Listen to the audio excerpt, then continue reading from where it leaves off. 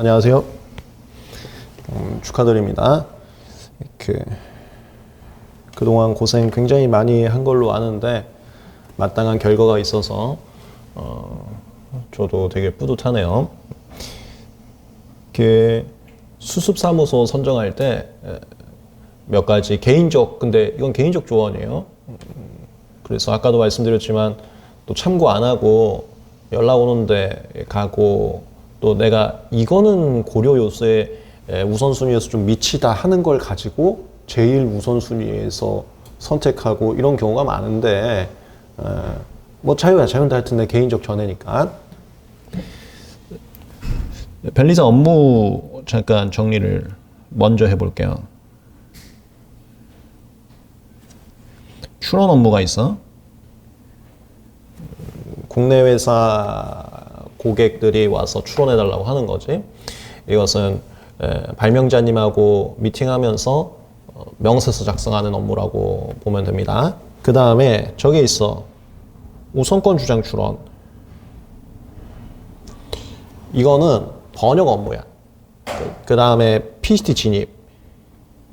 PCT 출원하는 게 대한민국에 진입하는 거. 이것도 번역 업무예요. 얘네들은 처음에 뭐 프랑스, 독일어 이런 걸 맡길 수는 없고 보편적으로 프랑스어, 독일어 하는 사람들이 많지 않으니까 영어권을 줘. 영어로 된 명세서들을 줘서 번역을 시키는데 그거 하면서 영어 공부도 하라는 소리고 동시에 내가 직접 명세서를 쓰는 게 아니라 영어권 국가의 대리인, 변리사들이 쓴 명세서를 번역하면서 이런 식으로 쓴다는 걸 간접적으로 경험시키는 게 취지인데 미리 말씀드릴게. 이거 변리사의 능력 향상에 있어서 하나도 도움이 안 돼요. 이건 또 이따가도 얘기를 할게. 그 다음에 이제 반대로 PCT 출원을 하거나 해외 출원하는 거.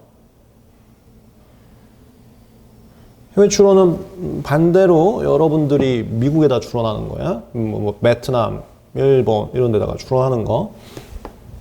이건 할 일이 없어 여러분들이. 대부분 직원분들이 해주셔.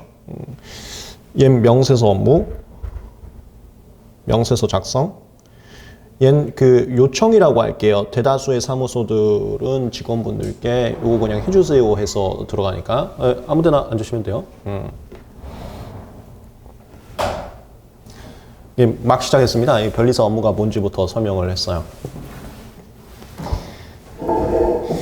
이 라인들이 출원 라인이고 그 다음에 여기서 거절 이후 나온단 말이에요. 그걸 미국 국가에서 오피스 액션이라는 표현을 써갖고 우리도 그냥 OA 그래. 오피스 액션. OA. 이거 OA도 똑같고 이거 OA가 골치 아프지. 이게 미국에서 나온 거절 이후 여러분들이 대응하고 베트남에서 나온 거절을 대응하고 중국에서 나온 거절을 대응하고 유럽에서 나온 거절을 대응하고 이게 이쪽 일이야. OA 거쳐서 거절 결정 나왔다. 그럼 각 나라마다 거불심 제도가 있습니다. 거불심 들어가는 거. 여기서부터 심판이라고 하긴 하는데 거불심은 당사적인 심판하고는 좀 느낌이 달라요. 이 거불심까지는 여러분들 한 1년이나 2년 지나면은 아마 주긴 줄 거야. 거불심 사건, 거불심 사건. 그 다음에 이거는 해외에다가 오퍼지션, 해외에다가 거불심을 의뢰하는 거야. 근데 그때 방향이나 지시는 여러분들이 하게 되는 거고. 이게 등록 과정. 그 다음에 어차피 수속분들한테는 대체적으로 사무소에서 이건까지는 주진 않는데요. 그 다음 스텝이 이제 제가 지금 하고 있는 거. 당사자계 사건, 무효심판하고 권한. 특허 무효. 요즘엔 특허 취소도 좀 하긴 하는데 저는 한 건도 안 하고 있어요. 저희 고객들은 특허 취소를 원하지 않더라고요. 이 라인. 그 다음에 이것만 재밌어 하는 분들도 있어요. 이거는 미국에다가 무효소송 거는 거야. 뭐 중국에다가 무효심판 거는 거고. 해외 분쟁 사건인 거죠.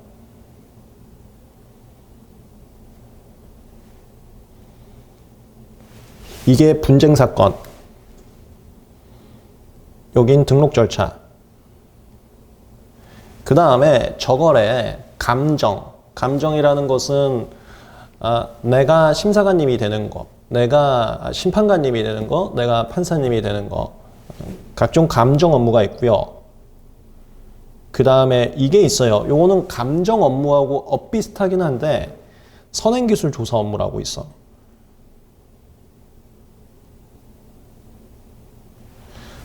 약간 순서죠. 선행기술 조사를 해주고 그걸 바탕으로 신규진보성 등록 가능성을 감정해주거나 이렇게 들어가는 거. 큰 틀에서는 이게 메인 업무라고 보시면 되고 그 밖에 변리사가 유망받는 직업인 게 업무 영역이 굉장히 다양합니다. 여기다 더 들어가는 게 요즘 VC 들어가기도 하거든. 벤처 투자. 그게 기술가치 평가를 하고 있어요.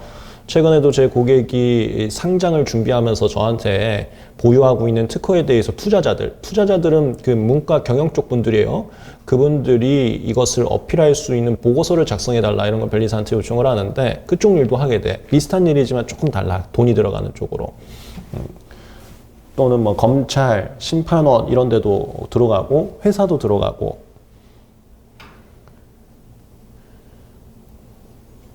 회사 취직이라고 할까?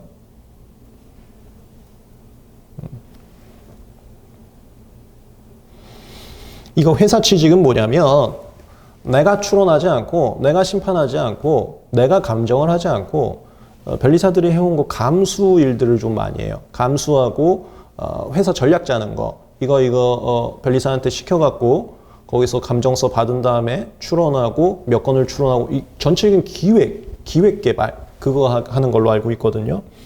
예, 변리사들 업무 감수와 기획 개발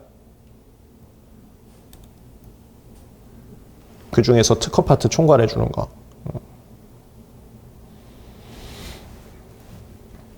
처음에 수습 사무실 가게 되면은 요거부터 시작을 하게 됩니다. 이게 사무실마다 특성이 있어요. 저희가 소위 이쪽 라인 이걸 국내권 사무실이라고 얘기를 많이 해. 이쪽하고 이쪽 국내권 사무실이라는 표현을 쓰는 게 뭐냐면은 국내 회사들 대리를 좀 많이 하는 확보된 고객들이 삼성전자, LG전자 같이 한국 기업들인 곳 국내권 사무실. 근데 오해하시면 안 되는 게 사무실들은 자신의 규모를 늘리기 위해서 국내 회사만 하겠다 그런 데는 사실은 없어요. 뭐 해외권도 있고 국내권도 있고 섞여 있긴 한데 그 비중 자체가 국내권이 더 높은 곳. 내가 이렇게 표현할게. 그 다음에 이게 해외권 위주로 하는 사무실이에요. 그걸 우리가 영어 단어로 인커밍 사건 많이 하는 데다 이렇게도 표현을 하는데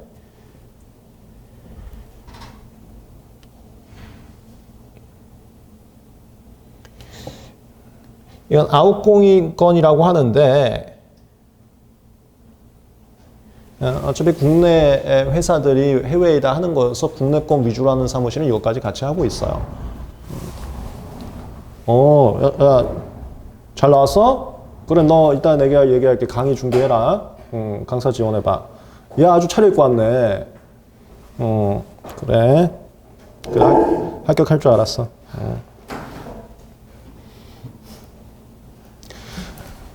갈게요.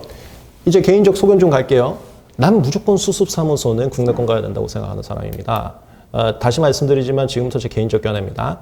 수습 때는 배워야 돼요. 특히 피 터지게 배워야 돼요. 뭐냐면은 내가 2년차, 3년차에도 해보지 않은 일이 있을 수 있어. 근데 수습 때는 그 배우면서 실수하는 것이 묵인과 용인이 되는데 2, 3년차 때는 내가 안 해본 일은 나도 실수할 수 있잖아요. 뭐 4년, 5년 돼도 안 해본 일은 실수할 수 있는 겁니다. 그건 묵인 용인이 안 돼. 묵인 용인이 안 된다는 것이 바로 뭐 잘리거나 그럴 수 있다는 거죠. 그 수습일 때 묵인 용인이 가능할 때 많은 경험과 고생이 있어야 돼요. 그래야 고년차 됐을 때 편할 수가 있습니다. 근데 그 관점에서 보면 내가 지금부터 얘기하는 건 수습 때 많은 경험을 하는 게 좋다라는 관점에서 시작을 합니다.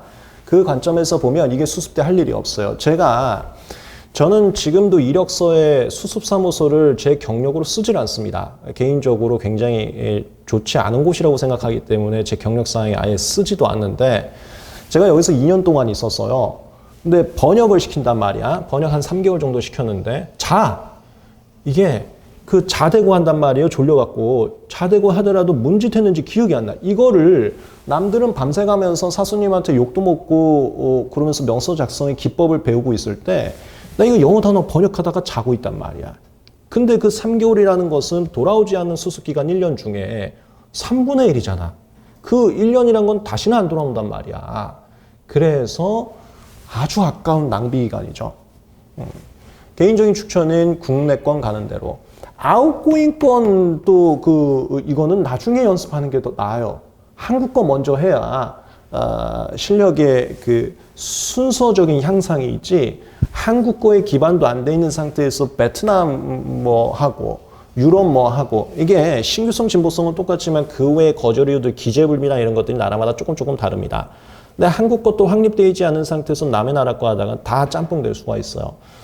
그래서 제 추천은 국내권 위주로 가는 것이 목적은 수습이란 기간 동안 많은 경험을 쌓는다는 점에서는 굉장히 그 도움이 된다. 근데 또 이런 친구들이 있어. 우선순위를 내가 여기다 할게. 이걸 가치관이라고 할까요? 선정에 있어서 이 가치관. 저는 개인적으로 수습 때는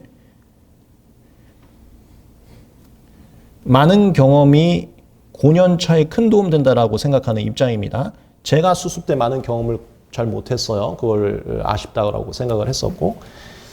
어떤 친구들은 이걸 되게 중요시하는 친구들이 있어요. 이게 내 자존심으로 생각한단 말이야.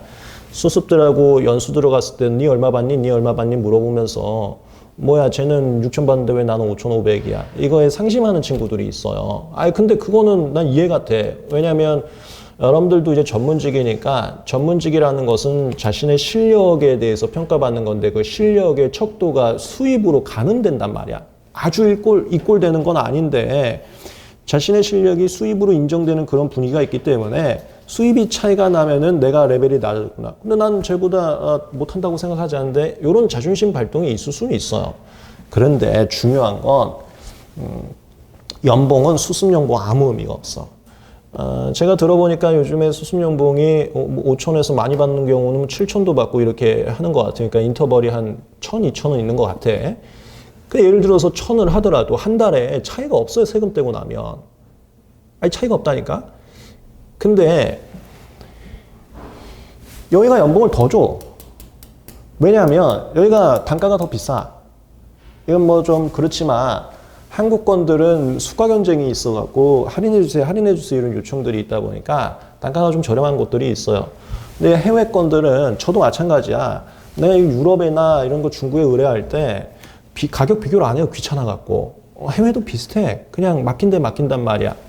여기 한 건에 뭐 예를 들어서 1,000만 원 받을 때 여기 100만 원 받고 가격 차이가 많이 나는 건 있긴 있어요. 있어서 여기가 수습 연봉을 더 주긴 해. 그래서 가치관을 여기에 둔 친구들은 인커밍권 갑니다. 특히나 여러분들 많이 들어본 무슨 법무법인이라던가 이런 데들이 인커밍 위주로 한단 말이야. 수익을 제일 중시하는 비즈니스 경향이 있는지. 근데 그런 데 가면은 나중에 좀 후회하는 사례들이 있었습니다. 특히나 여러분들이 알고 계시는 그 큰 로펌에서는 연차가 좀 쌓인 분들 한 번에 다 퇴사한 이력들이 옛날에 한 번 싹 나온 적이 있고 지금도 연차 많은 분들이 조금 나온 걸로 알고 있어요. 그게 이쪽 업무는 내 실력 키우는데 한계가 있거든. 그래서 얘기합니다. 수습 사무실 결정할 때 가치관이 이쪽 가치관이 있을 수 있는데 제 추천은 여기이고요. 근데 여러분들 선택인 거고. 그리고 나서 사실 더 중요한 게 이거야. 뭐라고 해야, 워라벨이라고 해야 되나? 워라벨이라는 것은 근무 시간을 오해하지 마시고요. 처음에 수습일 때는 근무 시간 생각하시면 안 돼. 근데 이거 좀 말씀드릴게요. 이따가도 또 얘기가 나올 건데 수습 변리사 분들은 받는 연봉만큼 아마 사무실에 돈을 못 벌어다 줄 겁니다. 사무실에서는 선의의 뜻에서 여러분들을 키우는 의미로 뽑아주는 생각하시는 분들도 많아요.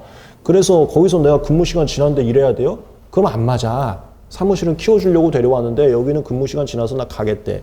이건 안 맞는단 말이야. 그래서 수습 때는 근무 시간 많이 생각하지 마시고요. 제가 여기다 써놓은 것은 근무 시간이 아니고 저거지.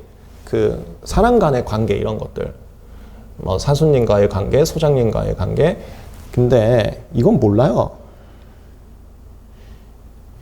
이건 다녀봐야 하는 거지 처음에 모릅니다.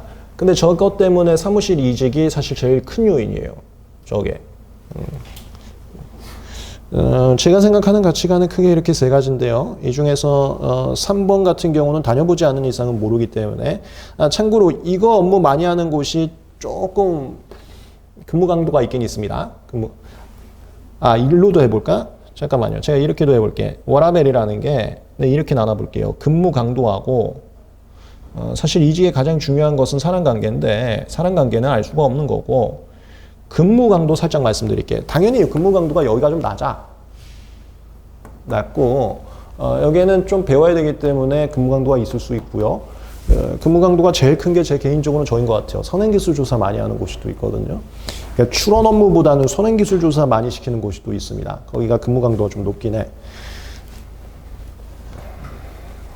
여기까지 정리 다시 하면 가치관이 경험 많이 하는 거, 수습연봉, 워라벨 쪽에 있는데 워라벨 쪽은 사람관계가 제일 핵심적으로 나중에 이직할 때 관건이 되긴 하는데요. 저건 알 수가 없고 많은 경험, 수습연봉, 근무 강도. 근무 강도는 선행기술 조사 많이 하는 데가 좀 힘들 수는 있다. 제 추천은 많은 경험이 분명히 도움이 된다. 그게 나중에 제 정도 연차 됐을 때 동기들끼리도 실력차가 많이 날 수가 있습니다. 이게 수습사무소 선정할 때 가치관과 관련해서 말씀을 드렸어요. 그 다음에 내일 변리사회에서 채용 설명회를 합니다. 거기가 사무실들 나와 있어요. 그러면 그 자리에서 면접 보는 게 아니야. 그거는 그냥 사무실에서 홍보로 나온 거고 면접은 그 사무실에 나중에 여러분들 이력서를 내면은 그때 이제 전화해서 부릅니다. 취업 과정 잠깐 말씀을 드릴게요. 채용 설명회부터 내가 순서대로 말씀을 드려볼게. 이게 내일 변리사회에서 하고 그리고 제 동기 중에도 있었는데 그저 합격하자마자 놀러 가는 분이 있어요. 해외로. 근데 나는 요거는 웬만하면 갔으면 좋겠어. 저 변리사회는. 거기에 가서 내 이력서 변리사회 제출하고 뭐 이런 게 있는데 어디에서 뭐 도움되는데요? 라고 말하긴 좀 그렇지만 그래도 한번 참여하는 게 난 것 같아. 변리사회 저 절차는. 저거는 필수로 좀 가봤으면 좋겠고 채용 설명회에서는 그 자리에서 면접 보는 게 아니라 사무실들이 나와 있습니다. 그 사무실들에서 본인 사무실은 이런 곳이라는 것을 여러분들한테 소개를 할 거예요. 그래서 지원해보라고 얘기하는 그런 뉘앙스의 자리입니다. 그럼 여러분들은 가서 사실 이런 거 직접적으로 물어보면 이미지는 안 좋아. 그래서 뭐 마스크 쓰려면 마스크 쓰던가 해갖고 거기는 무슨 일 위주로 하세요? 이런 거 물어보는 거지. 그 사무실은 혹시 국내권 위주로 하는 곳인가요? 인컴인권 위주로 하는 곳인가요? 물어보고 나 그냥 솔직하게 얘기할게. 물어보면 별로 이미지는 안 좋아요. 안 좋은데 나 골라야 되니까 마스크 쓰고 물어보시고 혹시 출원 업무가 맞나요? 선행기술 조사 업무가 맞나요? 이렇게도 물어보고 왜냐면 이거 중요하신 분들은 체력이 좀 안 돼서 근무 강도 높은 게 선행기술 조사 좀 맞거든 사실. 그렇게 해서 사무실 소개받는 과정이라고 보시면 돼. 그 다음 변리사회에서 뭐 이름 쓰거나 하라고 하는 거 있을 텐데 그거 쓰고 오시고 그 다음에 이력서 씁니다. 이력서는 깜짝 놀랄 만한 게 되게 빨리 이루어집니다. 그래서 저 오늘 가서 수기 준비하고 해봐. 인터뷰 돼? 쟤네도 다 올 거야. 일요일 날. 수기 쓰시고 쓰시면 장학금 있습니다. 이력서를 오늘 밤은 기분 좋은 상태에서 수기를 써보고 내일부터 바로 이력서 쓰기 시작하셔야 되는 거예요. 이력서 쓸 때에는 어학 점수를 많이 봅니다. 제가 이력에 넣지 않는다는 그 사무실에 2년밖에 없었는데 신기하게도 1차 이력서 점검을 제가 했어요. 그 사무실에. 그랬을 때 서류 점검이죠. 제가 몇몇 이렇게 추려서 면접 후보자입니다라고 드렸을 때 본 게 어학 점수하고 사실 제가 싫다는 사무실은 원하는 과가 있긴 했어. 이쪽 분야 업무가 사람이 좀 필요해서. 어학 점수하고 과만 봤어. 어학 점수하고 과. 어학 점수가 생각보다 많이 봅니다. 변리사 시험 점수는 물어보지도 않아. 그러니까 볼 수 있는 점수가 어학 점수밖에 없는 거예요. 어학 점수는 2년이 지났어도 쓰면 좋습니다. 큰 도움 될 거예요. 생각보다 제가 그 이력서를 봤었기 때문에 2년 동안 수습 변리사인데 이력서 봤죠. 되게 신기하죠. 제가 이력서를 2번 봤는데 대부분이 다들 공부 열심히 한 분들이 합격하다 보니까 비교되는 이력들이 거의 없어요. 그리고 이거는 그냥 제 개인적 생각입니다.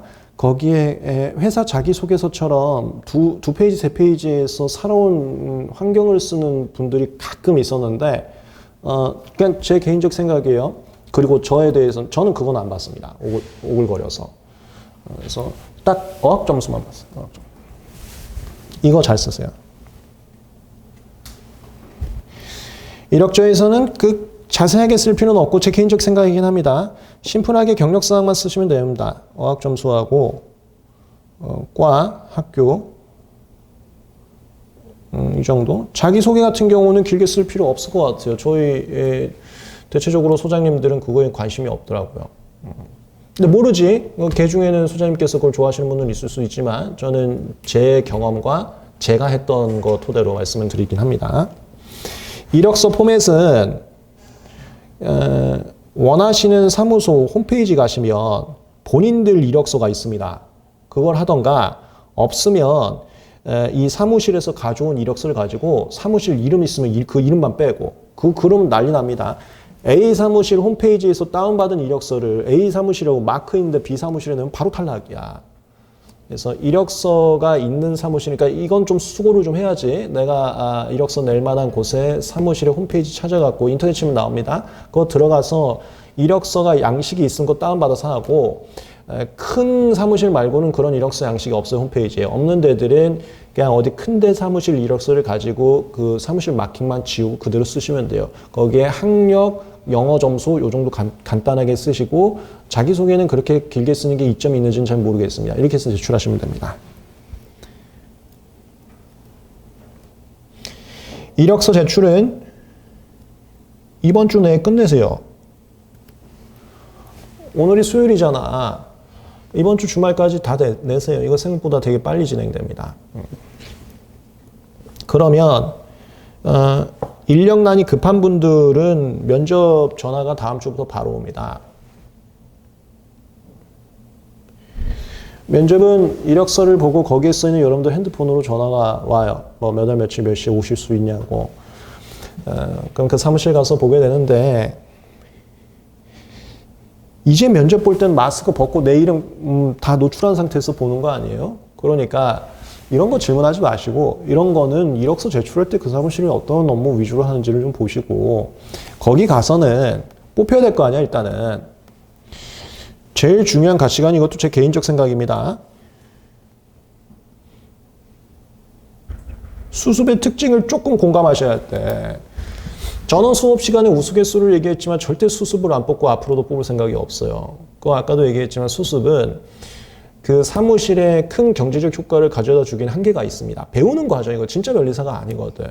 사무실 입장에서는 선의의 뜻에서 키워주려는 것도 있고 너무 바쁘기 때문에 어느 정도 마이너스가 있어도 처리할 건들이 있어서 뽑는 그런 경향이 있어요. 그렇기 때문에 제일 많이 보는 게 내가 돈 투자해서 키우고 있어. 3달 만에 나가. 아니면 수습기간 1년인데 1년 끝나자마자 나가. 그래버리면은 정말 싫어합니다. 그래서 면접에서는 이 친구가 진득하게 오래 다닐 수 있는지를 1순위로 보는 곳이 많아요. 가서는 그 특징에 맞게 대답을 하면은 아주 좋은 인상을 받을 겁니다. 그러니까 이런 이미지를 내가 자꾸 하지 말라는 게 이 사무실은 국내 건 위주로 해요, 인커밍 건 위주로 해요는 이력서 넣기 전에 해야지. 면접 가서 여기 국내 건 위주로 하나요? 제가 어디 가서 국내 건 위주로 하는데 가라고 얘기를 듣고 왔는데 이래버리는 순간 얘는 자기가 생각해 놓은 가치관들이 있고 그거 틀리면은 한 달 만에도 나가겠구나는 이미지를 준단 말이야. 그게 질문의 뉘앙스에서 그냥 바뀌어요. 여러분들 아무 생각 없이 했다 하더라도 면접관들은 그게 바뀝니다. 왜냐면 다수의 경험이 있거든. 뭐라도 안 맞으면 나오고. 합격에 좋은 자세는 그런 질문보다는 그쪽에서 물어봤을 때 저는 그거 열심히 하겠습니다. 열심히 할 수 있습니다. 이러면 통과야. 면접 가서 좀 이상한 데들은 저도 한번 갔다 왔는데 영어 면접 봐요. 그저 뭐 로펌 거기 내가 아까부터 얘기하는데 난 그거 가서 그러고 왔습니다. 중요한 인생의 가치관을 얘기하는 거기 때문에 한국말로 얘기하면 바로 떨어졌는데 영어 면접 보는 데들도 있습니다. 그거 편하게 그냥 보시고 오시고 전문적 지식 물어보는 데도 가끔 있는데 거의 없어요. 면접 대비라는 것은 걱정 안 하셔도 됩니다. 걱정 안 해도 되고 그 다음에 영어 면접 보는 데는 지금부터 영어를 준비할 수는 없잖아. 그냥 편하게 면접 대비는 너무 큰 걱정은 하지 마시고 그 사무실에 내가 충실하게 배울 자세가 있습니다만 강력하게 어필을 하면 충분합니다. 참고로 이건 여담인데 저는 너 소주 몇 병 마시냐 그걸로 합격했대요. 나 여담을 나중에 들었는데 그런 무겁지 않은 분위기가 더 많다고. 면접 끝나고 나면은 합격 통보가 오는데 요거는 사무실마다 달라요. 너무 급한 데들은 면접 보자마자 바로 전화 오고요. 면접 끝나자마자 그냥 우리 사무실에서 일하시죠. 이런 것도 있어요. 거기는 너무 바쁜 거야. 그래서 당장 일 좀 시키고 싶은 거지. 그런 것도 있고요. 아니면은 다 추려갖고 이번 달 말쯤에, 이번 달 말이나 다음 주 초쯤에 통보하는 데들도 있습니다. 그래서 합격 통보가 안 왔다고 너무 애태우지 마시고 천천히 기다리세요. 늦게 하는 데도 있으니까. 그 다음에 합격 통보가 여러 군데가 오시는 분도 있어요. 당연히. 어학 점수 좋고 이런 데들은 여기저기서 데려가려고 합니다. 면접 보지도 않고. 만약에 여러분들이 여러 곳에서 합격 통보가 왔다면 그때 가치관에 따라서 또 결정하는 거예요. 가치관은 무슨 일을 하는지는 이제는 물어볼 수가 없으니까 홈페이지를 찾거나 이렇게 해서 많은 경험 쌓을지, 그 다음에 연봉도 가서 물어보려고 하지 마시고 그냥 아름아름 하는 게 좋을 것 같아요. 면접 가서 연봉 얼마예요? 이렇게 물어보면은 인상이 좀 안 좋을 수는 있어. 이것도 아름아름 알아보시고 그 다음에 근무 강도도 아름아름 알아보셔서 이게 이제 어떤 일을 하는 건지 보는 거지, 출원 업무 위주인지 선행기술 조사 업무인지 그렇게 해서 여러분의 가치관에 따라서 결정을 하세요. 그리고선 한 곳을 가게 되면 되는데 이제 여기서 고민을 많이 하고 저한테도 개인적인 조언을 많이 요구를 하시던데 내가 A 사무실에 합격을 했어. A 사무실에서 다음 주까지 결론을 달래. 나는 나 이거부터 얘기해. 이력서는 이거부터 얘기해야겠네. 가치관에 따른 선택은 여기서 하는 거고요. 이력서는 그거 아닙니다. 이력서는 내 가치관 투입할 때가 아니에요. 이건 모든 사무실 다 넣어야 돼. 착각하시는데 이력서는 한 군데 내고 말려는 분들 계시던데 저거는 20개 넣어야 되는 겁니다. 이력서는. 그리고 또 착각하시면 안 되는 게 변리사회에 내일 참여하는 사무실이 전부가 아닙니다. 그것 말고도 홈페이지에서 찾아서 유명한 사무실은 거기에 인크루트 메일이 있거나 아니면 대표 메일이 있습니다. 이거는 모든 사무실 다 있어요. 다 넣는 거야. 한 20개 넣으세요. 넣고 면접도 다 가. 20개 넣으면 한 10개 전화가 올 겁니다. 10개 갔다 와. 그 다음에 이제 A라는 곳에서 당장 다음 주부터 나와줬으면 좋겠는데 이 오면 가치관 따져야 될 거 아닙니까? 근데 내가 면접 본 곳이 9군데 더 있잖아. 그 중에서 내가 더 좋아하는 가치관이 있을 수도 있잖아요. 그때 고민이야 이제. 그때 아주 공손하게 근데 뭔 뜻인지는 알아차린단 말이야. 상대방도 경험이 많으셔서 아주 공손하게 제가 금방 고민 좀 해보고 연락을 드리겠습니다 하면서 좀 최대한 미룰 수 있으면 좋지. 그렇게 해서 내가 원하는 곳들을 선택해서 가면 제일 좋죠. 합격 통보. 어떤 분들은 그런 분들도 있는데 그러면 저희가 연락 돌립니다. 여기 취직해서 가. 그러고서 한 달 만에 다른 데 학교 통보 온 대로 이직해. 이건 이미지가 좀 안 좋아. 그거보다는 전화 받고 죄송한데 조금만 좋게 얘기하면서 시간을 주시면 바로 연락을 드리겠습니다. 이렇게 해서 정하세요. 이게 전부 정해지는 데가 사람마다 다릅니다. 빠른 데는 다음 주 안에도 결정이 되고요. 일이 너무 많아서 급한 데는.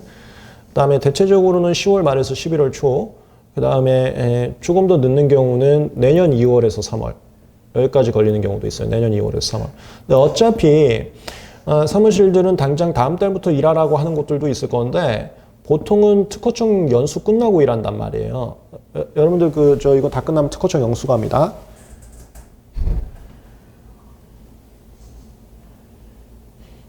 이 연수가 코로나 시간에는 특수 연수를 지내는데 아마 이제 코로나가 끝났으니까 정상적인 연수 할 것 같아요. 그러면은 한 2월에서 3월에 끝나고 저 때는 3월부터 본격적 일을 시작했단 말이야. 그때까지만 학교 통보 받으면 돼. 경우에 따라서 한 1, 2월에 받는 경우도 있으니까 너무 걱정하지 마시고. 변리사의 장점이 그동안에는 수습사무실 못 구한 적이 없는 유일한 전문 자격증입니다. 다 구했었거든요. 시기는 조금 다를 수는 있고 연수 가서라도 구하면 되는 거기 때문에 그렇게 생각하시면 됩니다. 네, 됐어요. 제가 말씀드리고 싶었던 개인적 수습 팁은 이거였습니다. 변리사 업무가 이런 것들이 있고 이게 다는 아니지만 수습할 때 많이 보게 되는 업무들이 있고요. 그 다음에 가치관은 저런 거 가지고 선택을 하시면 되고 내일 채용 설명회 가서 사무실들 쑥 들어보시고 저 내일은 어차피 여러분들 기억도 안 날 거니까 이걸 충분히 물어보세요. 거기서는 왜 이렇게 질문이 많아 해도 그렇게 물을 겁니다. 여러분 마스크 쓰면 되니까. 그리고 내일은 연봉도 물어보세요. 본격적인 면접이 아니잖아. 얼마 줘요? 이러면서 내일 정보를 많이 수집해 보시고 단 조심하실 게 이력서는 내일 온 사무실만 넣는 게 아닙니다. 저거는 간절하게 하셔야 돼. 아무리 수습 변리사가 수습사무소 못 구하는 경우가 없는 유일한 전문직이 변리사를 할지라도 간절하게 가야 됩니다. 이력서는 좀 많이 넣으시고 면접 보고 오시고 면접 볼 때는 이 사무실을 충실하게 배우겠습니다는 이미지가 합격에 있어서 가장 중요한 가치관이라고 저는 생각하기 때문에 거기서 너무 코치코치 물어보지 마시고요. 질문이 왔을 때 충실하게 답변을 해주시고 합격 통보는 여러 군데 받을 수도 있습니다. 이때 이제 가치관에 따라서 한 곳을 선택해서 정하시면 되고 조금 기다렸다가 특허청 연수 들어가시면 됩니다.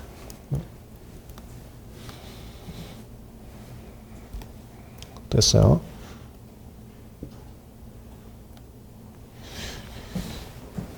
여기까지 뭐 궁금한 거 있어요? 개인적으로? 그럼 뭐 또 따로 있으면 얘기하시고 요거는 변론입니다. 저희가 변리사스쿨에서 수기하고 인터뷰하고 강사 채용하고 있어요. 수기 인터뷰 작성하면 장학금이 있습니다. 지금 홈페이지에 공개된 것은 수기 작성에 20만 원, 인터뷰에 10만 원 해놨는데 종합반 분들은 20만 원에 20만 원에서 총 40만 원의 장학금이 있어요. 그거는 따로 종합반 분들한테 안내가 또 갈 거고 강사 지원 적극적으로 받고 있습니다. 과목에 상관없이 강의 한번 해보고 싶은 분들은 연락 부탁드리겠습니다. 그 연락은 변리사스쿨 채널로 주시면 돼요. 아니면 메일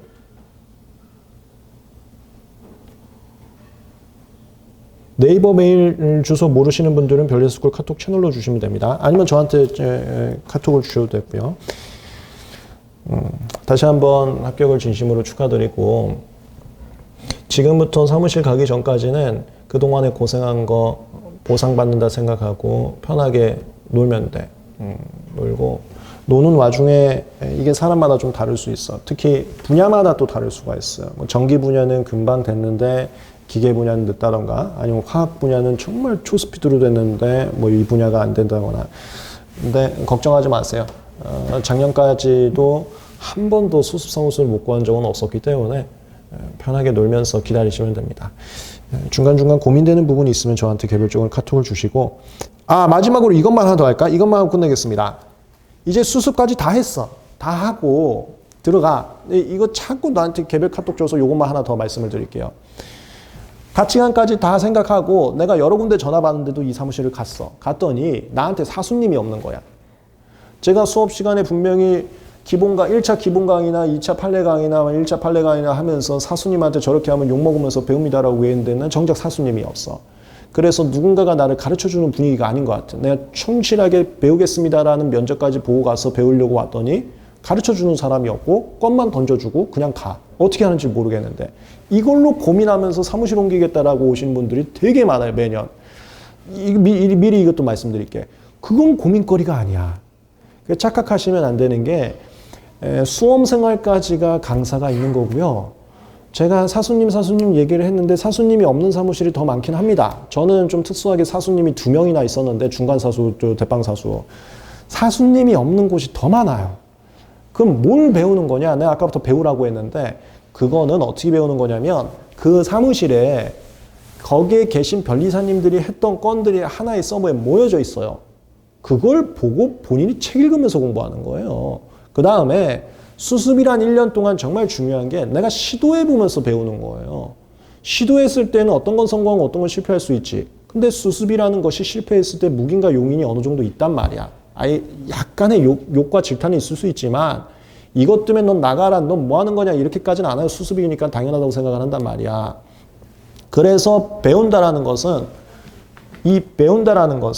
내가 하도 가치관을 배운다를 강조하다 보니까 나 당신 얘기 듣고 인커밍건에서도 따오고 로펌에서도 오고 다 얘기했는데 다 무시하고 여기 갔더니 사수가 없어요. 사수한테 배우는 게 아니라는 거. 본인 스스로 배우는 거고 그 계신 분들의 문서를 보면서 이렇게 하는구나 이 건은 명서는 이렇게 쓰는구나 배우고 본인이 스스로 하면서 심사관님한테 이런 오해를 받구나 하면서 그렇게 배우는 겁니다. 잠깐만 말 나온 김에 하나 또 생각났네. 이거 마지막으로 할게요. 이건 그냥 알고만 계세요.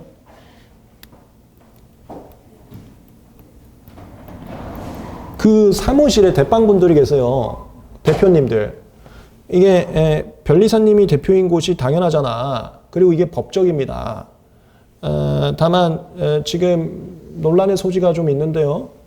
일반인이 대표인 분이 있어요. 물려받은 거죠. 그 다음에 로펌은 우리가 아닌 다른 사람이 대표죠. 이것도 개인적 추천 마지막 할게요. 당연히 저는 추천을 여깁니다. 대표가 누구냐에 따라서 사무실 분위기가 조금 다릅니다. 그거는 나중에 가보시면 알 거예요.